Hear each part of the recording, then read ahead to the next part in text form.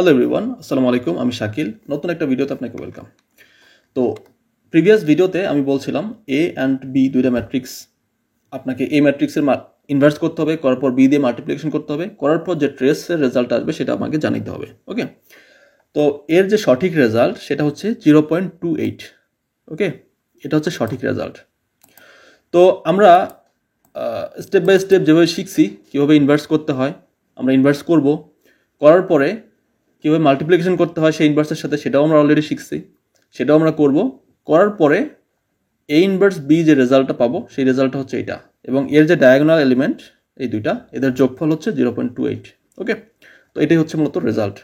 যাদের রেজাল্ট এর বাইরে অন্য কিছু আসছে তাদেরটা ভুল হয়েছে। ওকে, আপনারা দেখে কারেক্ট করে নেবেন। তো এখন আমরা মূলত যে টপিক নিয়ে কথা বলবো সেটা হচ্ছে একটা ম্যাট্রিক্স সিমেট্রিক নাকি অ্যাসিমেট্রিক, এটা আমাদের চেক করতে হবে। তো this is very important topic.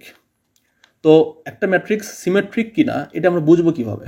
এটা বোঝার জন্য যে ওয়েটা সেটা হলো আপনাকে ওই ম্যাট্রিক্সটাকে ট্রান্সপোজ করতে হবে। ওকে, তো ট্রান্সপোজ করার পরে আপনি যদি সেম ম্যাট্রিক্সটাই পান তাহলে এটাকে বলবো আমরা কি সিমেট্রিক ম্যাট্রিক্স। যেমন দেখেন, এ একটা ম্যাট্রিক্স আছে, এর যে এলিমেন্টগুলো আছে, ট্রান্সপোজ মানে কি, রোটাকে আমরা কলামে নিব, কলামটাকে আমরা রোতে নিয়ে আসবো, তাই না?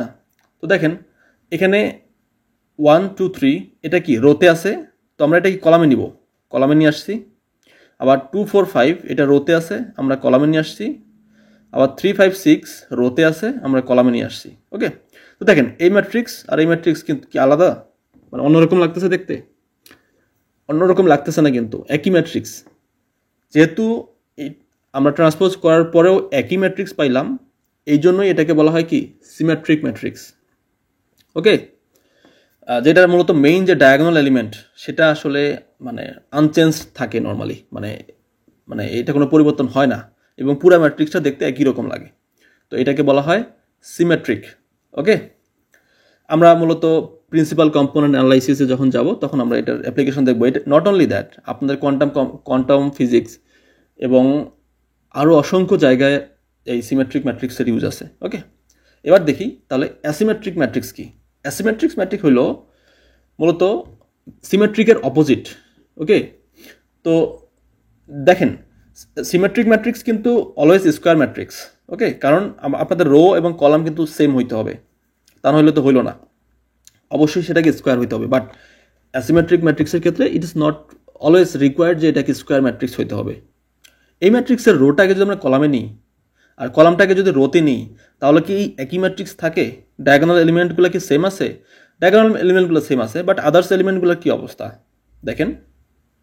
এটা কি, এখানে এলিমেন্ট ছিল 2, এখানে আসছে 4, এখানে আসছে 7, এটা আসছে 5। ওকে, তো এই যে মানে আমরা যখন ট্রান্সপোজ করলাম তখন যে চেঞ্জ হয়ে গেল এটাকেই বলা হয় হচ্ছে অ্যাসিমেট্রিক, মানে সিমেট্রিক না। সিমেট্রিক মানে অলওয়েজ আপনি যখন একটা আয়নার সামনে দাঁড়াবেন আপনার অপোজিট জিনিসটাই ওইদিকে দেখবেন। ওকে, তো ব্যাপারটা আসলে অনেকটা এরকম। ওকে, তো এটা এই ধরনের যে ম্যাট্রিক্সগুলো এটাকে আমরা বলবো মূলত অ্যাসিমেট্রিক ম্যাট্রিক্স, যেখানে রো অ্যান্ড কলামের ভ্যালু আসলে ডিফারেন্ট। ওকে, তো এটা মূলত আমরা directed graph, adjacent matrix and বিভিন্ন রকমের ট্রান্সফরমেশনের ক্ষেত্রে আমরা দেখতে পারবো। ওকে, তো সিমেট্রিক ম্যাট্রিক্সের ইম্পর্টেন্সটা কেমন মেশিন লার্নিংয়ে? তো যদি আমরা মেশিন লার্নিংয়ের পার্সপেক্টিভে চিন্তা করি সেক্ষেত্রে আমরা যখন প্রিন্সিপাল কম্পোনেন্ট অ্যানালাইসিস করব ডাইমেনশনের রিডাকশন করার জন্য মেশিন লার্নিংয়ে, তখন আমরা দেখতে পারবো কোভেনিয়াস ম্যাট্রিক্স নামে একটা টার্ম আছে। তো কোভেনিয়াস ম্যাট্রিক্সটা আসলে অলওয়েজ নর্মালি সিমেট্রিক থাকে। ওকে, তো যেটা মূলত আসলে এনশিওর করে যে আমরা যেন একটা আইগেন ভ্যালুটা যে পাবো সে আইগেন ভ্যালুটা যেন আসলে রিয়েল নাম্বার হয়। ওকে, সরি, রিয়েল আইগেন ভ্যালু পাই। ওকে, যেটা মূলত হেল্প করে পরবর্তীতে ডাইমেনশনটাকে রিডাকশন করার জন্য। আমরা যখন স্টেপ বাই স্টেপ পিছিয়ে দেখবো তখন আমরা এটা আরও ভালোভাবে বুঝতে পারবো। এবং আরেকটা ইম্পর্টেন্ট অ্যালগোরিদম আছে সাপোর্ট ভেক্টর মেশিন। তো সাপোর্ট ভেক্টর মেশিনের ক্ষেত্রেও এটা খুবই এই কনসেপ্টে ইম্পর্টেন্ট, বিকজ ওইখানে কার্নেল ম্যাট্রিক্স ইউজ করি। তো কার্নেল ম্যাট্রিক্স আসলে অলওয়েজ সিমেট্রিক। এবং নট অনলি দ্যাট, এটা ছাড়াও আরও বিভিন্ন রকমের ফিজিক্সের কনসেপ্ট আছে, লাইক কোয়ান্টাম ফিজিক্সে, তো সেখানেও আমরা সিমেট্রিকের কনসেপ্টটা ইউজ করি। তারপরে গ্রাফ থিওরি আর নেটওয়ার্কস এখানে আমরা ইউজ করি। তারপর আপনি যদি এর বড় একটা অ্যাডভান্টেজ কথা চিন্তা করেন তাহলে এর আসলে এই সিমেট্রিক ম্যাট্রিক্সের ক্ষেত্রে মানে ফুল ম্যাট্রিক্সের ইনফরমেশনটা স্টোর করার দরকার নাই। ও যে কোনো একটা পার্ট যদি সে স্টোর করে তাহলেই কিন্তু আপনি পেয়ে যাবেন, কারণ এটা তো সিমেট্রিক, তাই না? সো এটা আসলে কী করে, মেমোরিকে রিডিউস করে। মেমোরি রিডিউস করার কারণে দেখা যাচ্ছে যে আপনার কম্পিউটেশনালি এটা আসলে এফিসিয়েন্ট। ওকে, তো আমরা এর একটা অ্যাসাইনমেন্ট দেখি। ধরেন A matrix, B matrix and C matrix, তিনটা ম্যাট্রিক্স আপনাদের দেওয়া আছে। এখন আপনাকে বের করতে হবে যে এখানে আসলে কোন কোন ম্যাট্রিক্সটা সিমেট্রিক এবং কোন কোন ম্যাট্রিক্সটা অ্যাসিমেট্রিক। ওকে, কমেন্ট করে এটা আপনি জানাবেন। নেক্সট ভিডিওতে আমি এটার সলিউশন দিব। সে পর্যন্ত ভালো থাকবেন। আসসালামু আলাইকুম।